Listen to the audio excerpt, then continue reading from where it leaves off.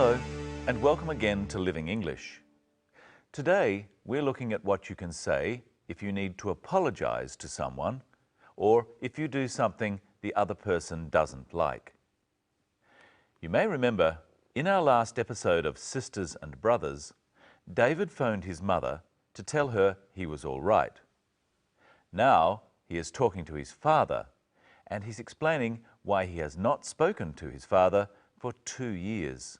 Here's How Could You?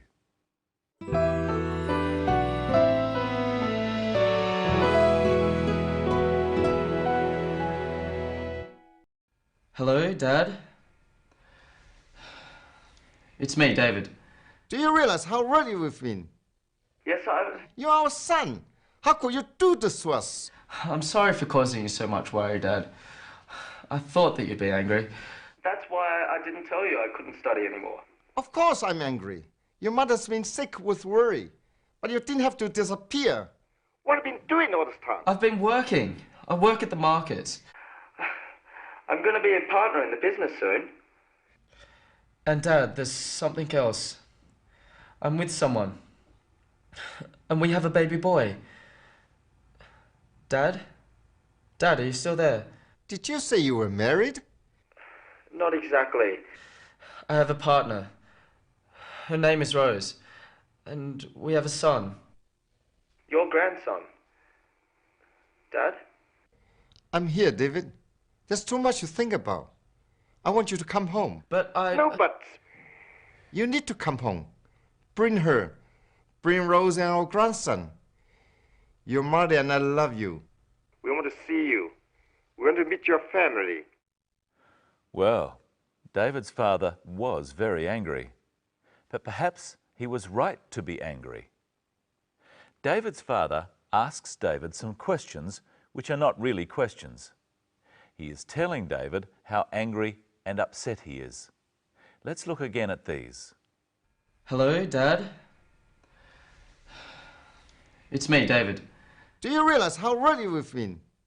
Yes, You're our son. How could you do this to us? David's father, Norman, asks David, "Do you realize or understand how worried we've been?" He doesn't really want David to answer. He is telling David that they have been very worried. Try saying this phrase at home with the clip. Do you realize how ready we've been? Let's try a few other phrases like this, starting with, "Do you realize how late you are?" Do you realize how late you are? What the time is? Do you realize what the time is? This phrase can also be used to make people aware of something. For example, do you realize you have left your car lights on? This is being helpful. Listen again to the other question Norman asks. You're our son. How could you do this to us? Norman asks David, "How could you do this to us?" Again, he isn't really asking a question. He is saying how upset he is. David apologizes for his action. Listen. How could you do this to us? I'm sorry for causing you so much worry, Dad. In English, sorry is the word that you use to apologize. You might say, "Excuse me," for minor things, for example, if you bump into someone. But sorry can be used in all situations. There are a few different ways of saying sorry. David says he is sorry for doing something. He is sorry for causing worry. Look at what he says. I'm sorry for causing you so much worry, Dad. Let's look at some other examples of this pattern. I'm sorry for doing something. Try with me. Being so late. I'm sorry for being so late. Making so much noise. I'm sorry for making so much noise. Forgetting your order. I'm sorry for forgetting your order. Another way of saying sorry is to say, I'm sorry to do something. For example, Interrupt. I'm sorry to interrupt. You try. Take so long. I'm sorry to take so long. Say you failed your exam. I'm sorry to say you failed your exam. Or you can say you're sorry for something you did or didn't do at a particular time. I'm sorry I made you wait so long. I'm sorry I didn't tell you I would be late.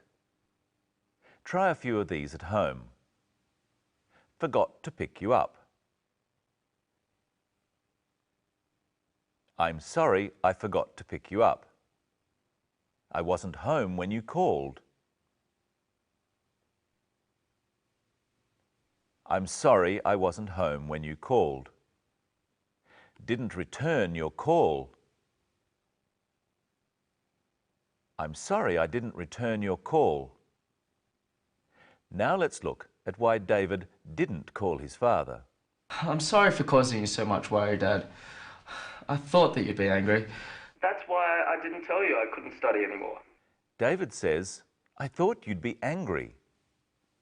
He is describing something he thought his father would do because he didn't call.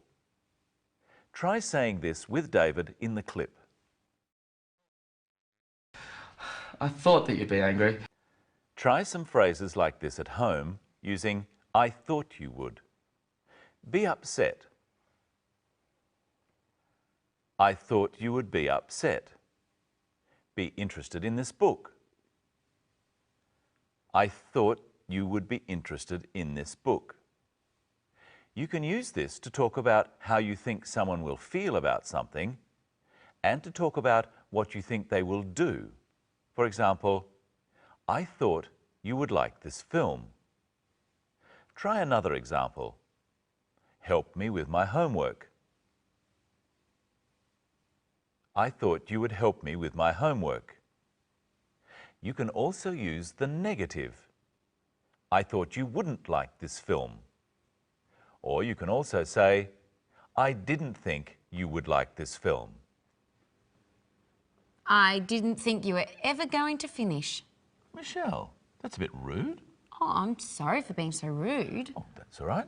I forgive you. This time. What have you got for us today? Well, first I want you to look at this clip. And Dad, there's something else. I'm with someone. And we have a baby boy. Dad? Dad, are you still there? Did you say you were married? Norman asks, did you say you were married? Maybe he didn't hear David, or else he didn't believe him. He's checking what he thought David said. Notice that because the question is in the past, did you? The rest of the sentence is in the past too. Did you say you were married? Now, Brenton, I'm going to say some things quietly and I want you and you to check what you think I said. But you at home have some extra help because what I say will be on the screen. Ready? I'm all ears. I'm going to a wedding. Did you say you were going to a wedding? Yes, the wedding is in Fiji. Did you say the wedding was in Fiji? I bought a new dress. Did you say you thought I'm a mess? No, I bought a new dress. Did you say you bought a new dress? Yes, it's made of silk. Did you say it was made of silk? Yes, you have very good hearing. Did you say I had very good hearing?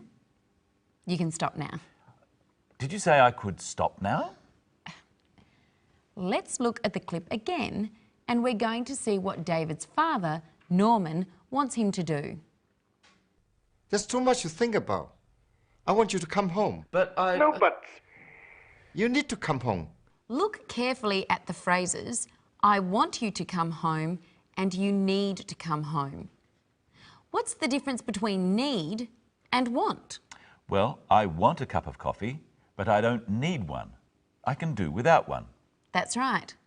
And in the first example, Norman is telling David what he wants David to do. So he says, I want you to do something, not I want something. So I'm going to tell you what I want and you have to do it. But you only do it if I say I want you to. All right? All right. And you can help me at home by making up sentences with I want you to. Stand up. No, I didn't say I want you to. Oops. I want you to stand up. Clap your hands. I want you to clap your hands. Cross your arms. I want you to cross your arms. Sit down. Got you. I want you to sit down. Oh dear, that's better. Now, Brenton, are you my partner? Well, yes, I'm your partner on this program. Let's look at the clip and you'll see some different uses of the word partner. I work at the market. I'm going to be a partner in the business soon. Did you say you were married? Not exactly. I have a partner. Her name is Rose. The word partner is used in two different ways. First, David says he is going to be a partner in the business. He means he will be a part owner of the business with some other people.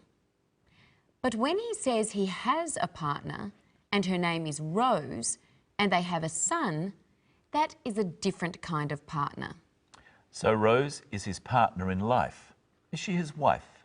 Well, she could be his wife. We don't know for sure.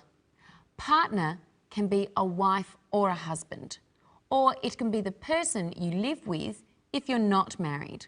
Well, I'm glad we're partners, but not in that way. And now it's time for us to say goodbye again. Yes, but we'll be back for the next episode, when we'll be looking again at describing feelings. And we'll find out whether David is going to go home and see his family. So we hope you can join us for the next episode of Living English.